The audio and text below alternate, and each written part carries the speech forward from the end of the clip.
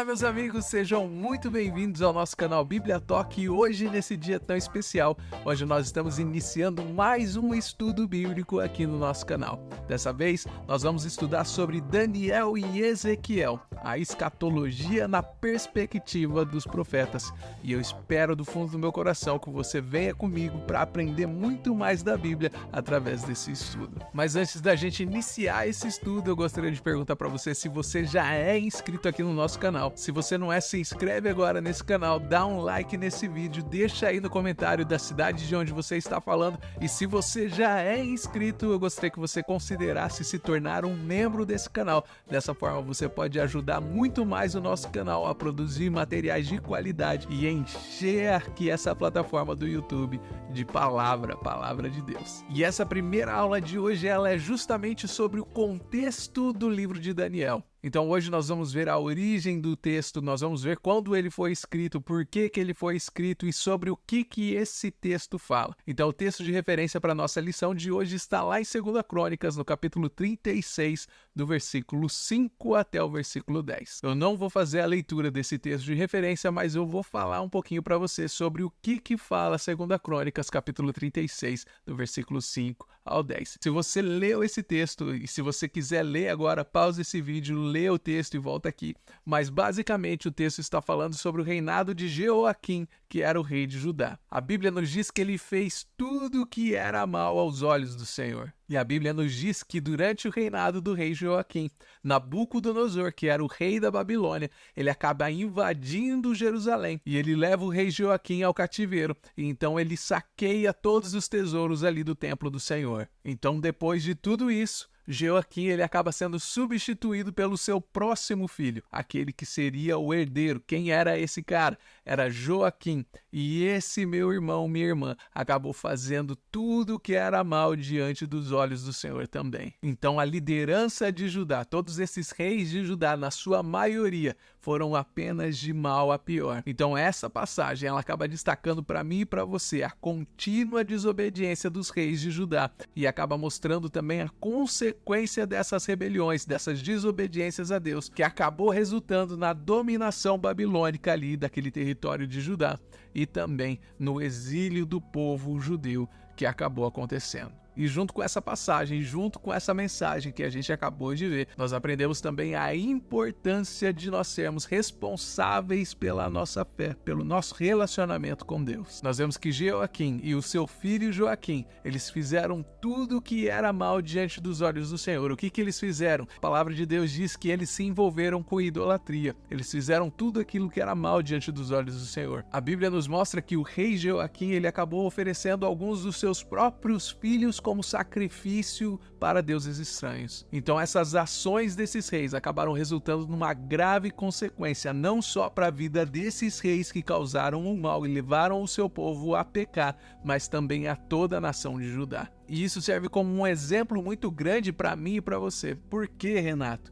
Porque embora Deus seja um Deus misericordioso, embora Ele perdoe os nossos pecados, os nossos deslizes, eles acabam trazendo uma consequência. Cada ação ela gera uma reação. Então, quando nós não levamos a nossa fé a sério, quando nós tratamos de qualquer jeito a nossa vida religiosa, quando nós tratamos de qualquer jeito o nosso relacionamento com Deus, certamente isso vai trazer sérias consequências para as nossas vidas. Porque o desejo de Deus é que eu e você, nós estejamos sempre andando de acordo com os seus mandamentos, buscando viver uma vida santa, uma vida piedosa nesse mundo tão perdido que nós estamos vivendo. E quando eu e você, nós falhamos em fazer isso, em viver dessa maneira, nós acabamos não prejudicando apenas a nós mesmos, mas às vezes a gente acaba prejudicando aquelas pessoas que estão ao nosso redor. Tudo bem até aqui? Espero que você tenha entendido esse contexto histórico. Então assim nós vamos ao livro de Daniel, no capítulo 1, no versículo 1, que diz assim: No ano terceiro do reinado de Joaquim,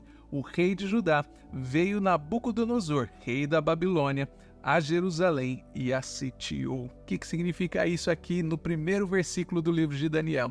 significa que no terceiro ano do reinado de Jeoaquim, como está escrito no texto, Nabucodonosor, o rei da Babilônia, ele vai até Jerusalém e ele sitiou a cidade. O que significa sitiar a cidade? Ele cercou a cidade, ele fez um cerco para que ele pudesse invadir aquela cidade, porque a partir do momento que ele dominasse Jerusalém, Jerusalém era a capital de Judá. A partir do momento que a capital de Judá caísse, então Babilônia teria tomado aquele território. E o que esse livro de Daniel está tentando ensinar para mim e para você? Esse livro, o contexto desse livro, ele está tentando nos mostrar a justiça de Deus e o poder de Deus em julgar o seu próprio povo, no caso aqui, o povo de Israel, o povo de Judá. E esse livro, ele também nos mostra a soberania de Deus sobre todos os reinos humanos. Como nós já estudamos no passado, o povo de Israel tinha Deus como sendo o seu rei.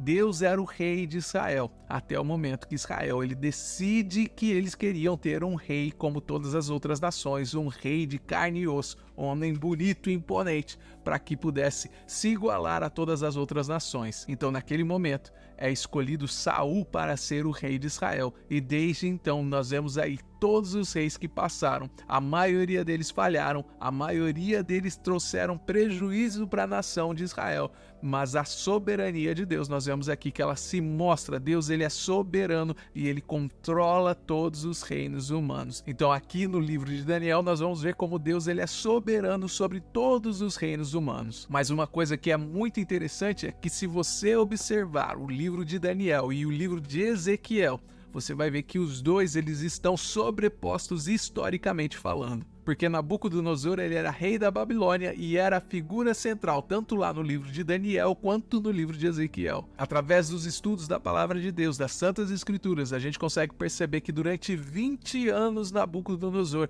ele sitiou o sul de Israel. O que é o sul de Israel, para você que não sabe? O sul de Israel é Judá, justamente a cidade de Judá, o reino dividido. Nós tínhamos dois reinos. O primeiro reino é o reino de Israel, o reino do norte. O segundo reino é aquele que se dividiu e formaram então o reino de Judá.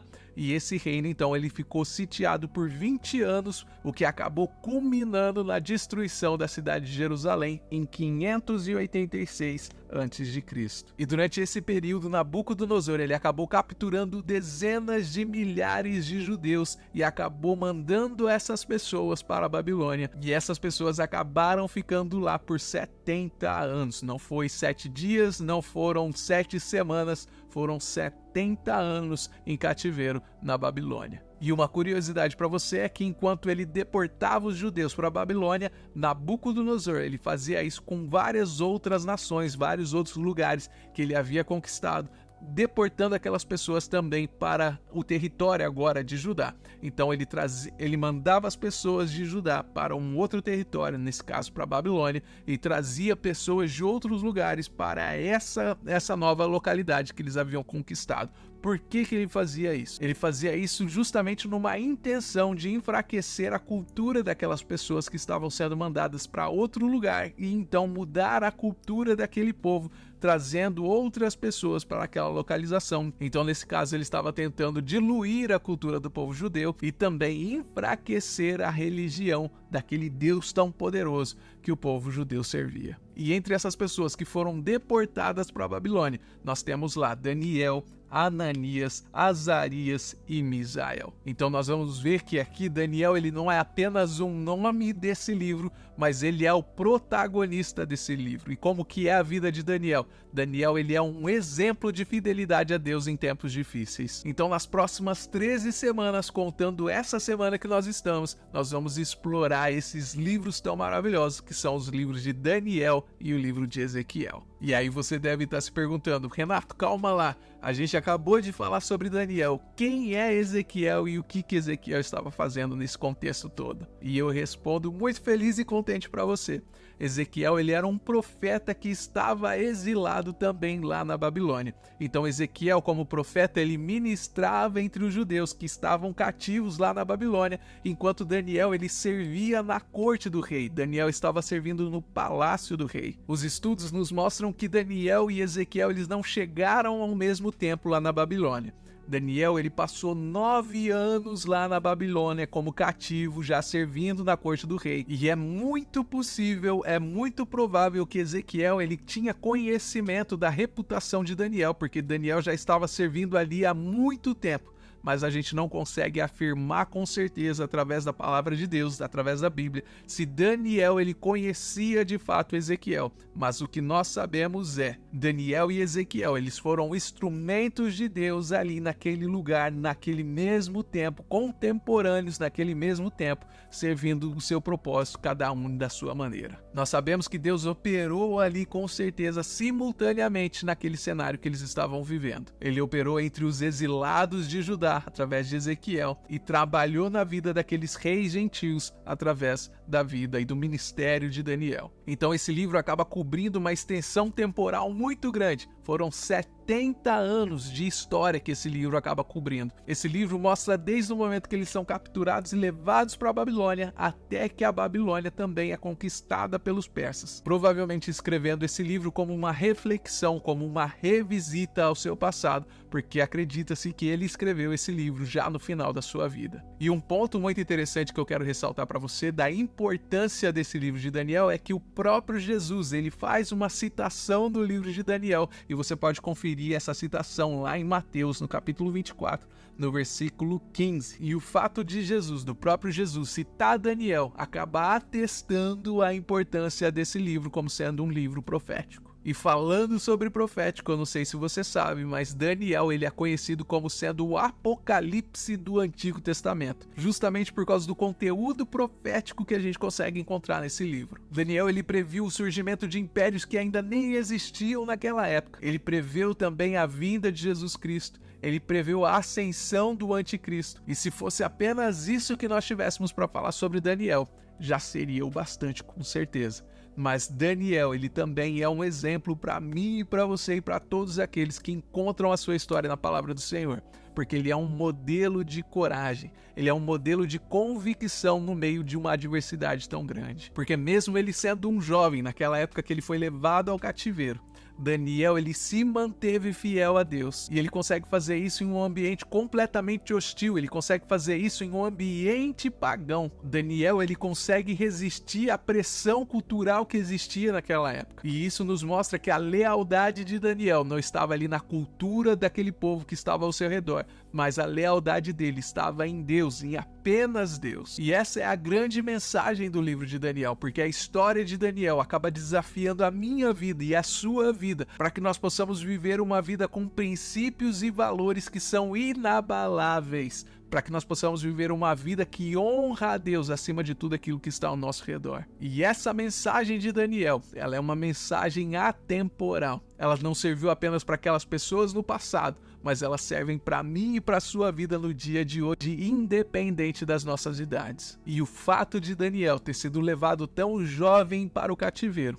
isso nos mostra que muitas vezes nós pensamos, quando eu for um pouquinho mais velho, eu vou me dedicar mais à obra do Senhor. Quando eu for um pouquinho mais velho, eu vou entrar em algum grupo, eu vou tentar fazer alguma coisa para fazer a diferença na minha comunidade. Mas o livro de Daniel, a história de Daniel, acaba nos mostrando completamente o contrário. Ela nos mostra que eu, nessa idade que eu estou, eu me considero jovem. Eu mesmo sendo um jovem, eu posso fazer a diferença na minha comunidade, na minha igreja, na minha família, em qualquer lugar que eu esteja inserido. Porque Daniel, ele enfrentou uma tentação que é uma das tentações mais difíceis de resistir na vida. Daniel, ele enfrentou a tentação de se conformar com aquilo que estava acontecendo ao seu redor. Mas mesmo assim, ele escolheu honrar a Deus. E o chamado de Daniel, ele continua sendo um chamado para mim e para você nos dias de hoje. Nós somos chamados para resistir a essa pressão dessa cultura que nós temos aqui ao nosso redor. E eu coloco cultura entre aspas porque eu acredito que essa cultura ela tenha sido colocada e mandada arquitetadamente, estrategicamente para destruir a fé do povo cristão, para destruir os nossos jovens, para destruir as nossas crianças. Então, nós somos chamados para resistir a essa pressão cultural e viver uma vida que traga glória a Deus, que resplandeça a Deus em qualquer lugar que nós estejamos. Então a decisão de Daniel de não se deixar moldar pelo ambiente que ele estava vivendo é um exemplo para mim e para você que nós podemos resistir nos dias de hoje também. Então, depois dessa breve explicação sobre o que é o livro de Daniel, nós vamos ao primeiro ponto dessa lição de hoje, que traz como título Um Momento de Exílio. A gente vai perceber que o termo exílio, ele nos mostra essa imagem de alguém que está sendo expulso da sua pátria. E para os habitantes de Judá, o que isso significa? O que essa palavra significa literalmente? Essa palavra significa que eles foram obrigados a ver ali a cidade deles sendo destruídas, as casas deles sendo destruídas e depois disso serem deportados para a Babilônia, onde eles ficaram lá 70 anos. E a pergunta que não quer calar é: qual foi o motivo deles serem expulsos daquela terra? O povo de Judá, eles foram expulsos da sua terra por causa da rebeldia dos reis e da corrupção dos sacerdotes e dos profetas. Então foi o próprio Deus que permitiu que o Império Babilônico subjugasse aquele povo em 3 vezes distintas. A primeira vez foi em 603 a.C., a segunda em 597 a.C. e finalmente lá em 586 a.C., quando o templo foi queimado e a cidade foi destruída, conforme está escrito lá em 2 Reis, no capítulo 25, do versículo 8 até o versículo 12. Então, durante o período do exílio, foi o próprio Deus que usou a Babilônia. Isso mesmo que você entendeu. Foi Deus que usou a Babilônia para humilhar Jerusalém, que era a capital de Judá. Então o povo de Judá, o povo escolhido por Deus, acabou sofrendo várias derrotas naquele momento da história. O que eles perderam? Eles perderam os seus príncipes, a morte dos seus príncipes, a perda da sua terra e da sua liberdade religiosa, conforme nós podemos ver lá em Lamentações, no capítulo 5, do versículo 1 até o versículo 12. E o que isso resultou? A Bíblia diz que o povo judeu ele acabou começando a viver em uma profunda vergonha durante aquele período que eles estavam na Babilônia. Eles viviam envergonhados por tudo que tinha acontecido com eles. E esse período acaba sendo o auge, acaba sendo o ápice da degradação social e moral do povo de Deus. Porque a cidade de Jerusalém, que antes era conhecida como sendo a glória das nações, agora tinha se tornado em cinzas, não sobrou mais nada e todos os seus habitantes agora estavam vivendo sobre o domínio de um império estrangeiro. Então a vergonha para aquele povo judeu era uma coisa muito palpável, porque os anciões que haviam naquela comunidade, que antes recebiam honras da sua comunidade, agora eles estavam enfrentando o desprezo desses novos habitantes, agora eles estavam enfrentando o desprezo daquelas pessoas que tinham conquistado Jerusalém. E a gente precisa entender também que naquela cultura o respeito aos mais velhos era uma coisa fundamental. Então quando o povo começa a ver que os seus líderes espirituais eles estavam sendo tratados com completo desrespeito,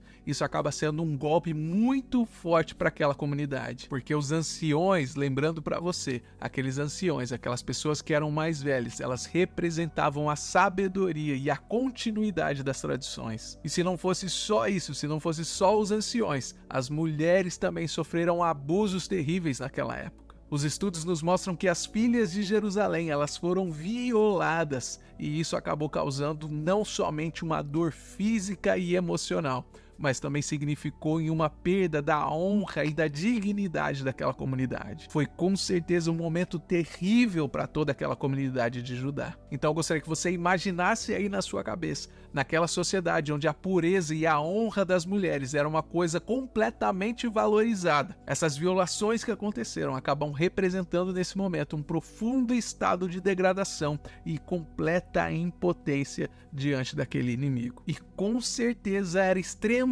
difícil para aquele povo judeu, para eles reconhecerem que tudo isso que estava acontecendo era consequência do seu próprio pecado. Porque na realidade tudo isso só aconteceu por causa da rebeldia dos reis, por causa da corrupção dos profetas e dos sacerdotes e por causa da desobediência generalizada do povo. Tudo isso acabou culminando nessa calamidade que eles estavam vivendo. Então, através de tudo isso que aconteceu com o povo de Judá, a realidade do exílio acabou forçando aquele povo, o povo de Deus, a encarar a dura realidade de que as ações que eles haviam tomado, as escolhas que eles haviam feito, acabou trazendo sobre eles e sobre toda aquela comunidade, sobre todo o povo de Judá, o julgamento de Deus. Porque aquele período de exílio, aquele período de humilhação, foi um tempo de reflexão e de arrependimento para aquele povo. É como se Deus tivesse colocado o povo de Judá em um castigo que durou 70 anos. E aquela dor, aquela vergonha que aquele povo estava experimentando,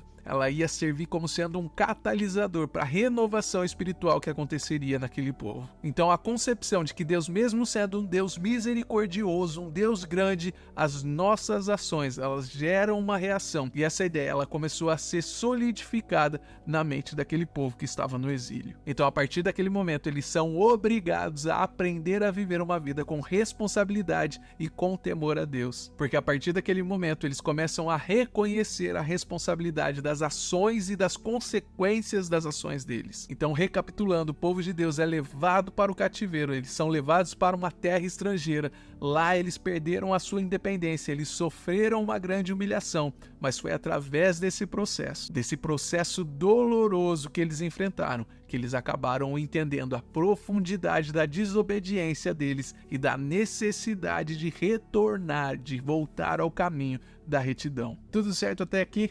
Então agora no próximo ponto nós vamos falar sobre o politeísmo no ambiente politeísta. Nós vamos falar sobre o que o povo de Judá, o que essas pessoas que foram deportadas de Judá encontraram quando chegaram lá na Babilônia. A palavra politeísmo, ela vem do grego e significa vários deuses. Então, quando nós falamos sobre politeísmo, nós estamos nos referindo a uma crença que acredita não apenas em um Deus, mas acredita em múltiplos deuses. E é justamente dentro desse cenário politeísta que o povo judeu vai acabar se encontrando ali dentro da Babilônia. Eles estão naquele momento, então, cercados por diversas superstições pagãs, por diversos deuses. Eles tinham vários deuses, um deus para cada coisa. Mas todas aquelas religiões ali da região da Babilônia era centrada em Bel-Merodach. Bel, ele era o deus supremo e padroeiro da Babilônia. Eles reuniam todas aquelas divindades daquelas regiões e eles celebravam uma grande festa. E eles acreditavam que nessa festa o destino de todos os homens eram definidos para o próximo ano. E os estudiosos acreditam que é nesse momento que acontece ali o que está escrito em Daniel, capítulo 1, no verso 7, que diz assim: o chefe dos eunucos deu-lhes outros nomes. A Daniel o nome de Beltesazar, a Ananias o de Sadraque, a Misael o de Mesaque e a Azarias o de Abdenego. E é muito interessante notar aqui nesse texto que esses 4 jovens judeus, os nomes deles eram coisas que refletiam a fé que eles tinham em Deus. Eu não sei se você sabe, mas Daniel significa Deus é o meu juiz. Já no caso de Ananias, o nome Ananias significa o Senhor é gracioso. No caso de Misael, Misael significa quem é como Deus. E já no caso de Azarias, o nome dele significa o Senhor ajuda. Então nós vemos que o nome desses 4 jovens, os 4 jovens tinham nomes que refletiam ao Deus que eles serviam. Mas ao chegar à Babilônia, eles tiveram a sua identidade transformada, eles tiveram os seus nomes trocados para nomes babilônicos. Daniel, ele teve o seu nome trocado para Beltesazar. O que significa isso? Significa Bel proteja a minha vida. Já no caso de Ananias, o nome dele virou Sadraque. O que significa Sadraque? Significa iluminado pelo Deus Sol Ra. Misael, ele passa a ser chamado como Mesaque, que significa quem é como Acu, que é um dos deuses que eles tinham lá.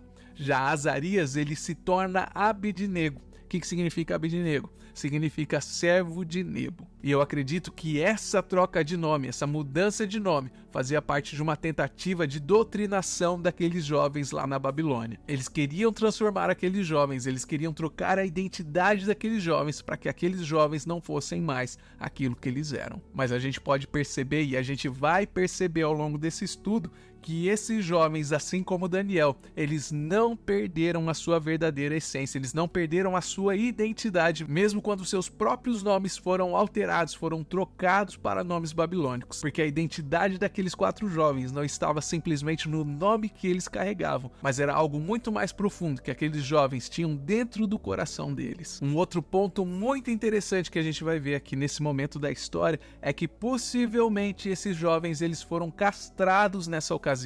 E isso acontecia principalmente para garantir que não houvesse nenhuma gravidez indesejável na rainha ou em qualquer uma das concubinas do rei. Então agora eu gostaria que você parasse tudo que você está fazendo e que você imaginasse aí por alguns segundos a situação que se encontrava aqueles jovens que tinham de 15 a 16 anos naquele momento da história. Essa situação, essa experiência que eles tiveram que passar, que com certeza não foi uma experiência nada fácil. Mas apesar de tudo que eu poderia fazer fazer nessa situação, o que você poderia fazer nessa situação, nós vemos que Daniel e os seus outros amigos, eles permaneceram firmes na fé deles em Deus, e eles permaneceram firmes na identidade que eles traziam consigo dentro dos seus corações. Muitas vezes nós vemos que as pessoas, elas baseiam a sua identidade, a sua vida, nos relacionamentos que elas têm, no emprego que elas ocupam, nos títulos que elas possuem, mas uma coisa que nós precisamos saber é que todas essas coisas são passageiras, todas essas coisas podem falhar, elas podem desaparecer, e é justamente por isso que a nossa verdadeira identidade, ela deve estar enraizada em Deus. Por quê? Porque nós sabemos que o nosso Deus, ele nunca falha. Em Daniel capítulo 1, versículo 8 diz assim: E Daniel assentou no seu coração não se contaminar com as porções de manjar do rei, nem com o vinho que ele bebia. E o que isso mostra para mim e para você? Isso mostra que ele escolheu honrar a Deus, apesar de toda aquela circunstância que ele estava vivendo, de todas as tentações do mundo. Ele decidiu honrar a Deus e é por isso que ele foi favorecido por Deus. Uma coisa interessante de notar é que Daniel, ele viveu na Babilônia, mas a Babilônia não viveu dentro dele. E que isso sirva de exemplo para mim e para você no dia de hoje, porque o mundo, ele vai tentar nos moldar de qualquer maneira. A cultura que nós estamos vivendo vai tentar nos moldar de qualquer maneira, mas nós devemos permanecer inabaláveis na nossa fé em Cristo e na nossa identidade em Cristo, sabendo quem nós somos em Cristo. Nós vemos que lá em Daniel capítulo 3, Nabucodonosor manda construir uma estátua gigante e ele acabou ordenando que as pessoas que passassem ali diante daquela estátua, que elas se prostrassem diante dela. Só que nós vemos que Sadraque, Mesaque e Abidnego, eles se recusaram a adorar aquela estátua. E eles fizeram isso mesmo sabendo que se eles não fizessem, eles seriam lançados dentro de uma fornalha ardente. Eles responderam àquele rei, eles responderam a Nabucodonosor que aquele Deus a quem eles serviam era capaz de livrar eles daquela fornalha ardente. E mesmo se ele não livrasse eles daquela fornalha, eles continuariam sem se curvar diante daquela estátua. E esse único ato desses 3 jovens, com certeza, na minha opinião, esse exemplo de fé inabalável é um dos exemplos mais puros que a gente consegue encontrar de confiança em Deus em toda a Bíblia. E sem se dobrar diante daquela estátua, aqueles 3 jovens, eles foram lançados naquela fornalha ardente. E a Bíblia nos diz que Deus enviou um 4º homem para caminhar junto com aqueles jovens dentro daquela fornalha ardente. E a Bíblia nos diz que aqueles 3 jovens, eles saíram daquela fornalha e não tinha nem o cheiro de fumaça na roupa deles. E então, naquele momento, Nabucodonosor, ele acaba reconhecendo o poder do Deus daqueles jovens. Então é com a mesma fidelidade, com a mesma altivez, com a mesma perseverança que eu e você, nós devemos nos posicionar e não nos calar diante dessas vozes, diante dessa cultura, diante desse povo que tenta nos silenciar nos dias de hoje. Porque através desse exemplo de Sadraque, Mesaque e Abidnego, nós sabemos que Deus, ele se manifesta em lugares que são aparentemente impossíveis, mas ele faz isso através dos seus verdadeiros servos. Então assim nós vamos ao 3º ponto dessa lição de hoje, que traz como título a cosmovisão dos pagãos. E é muito importante ressaltar que quando nós estamos falando sobre cosmovisão,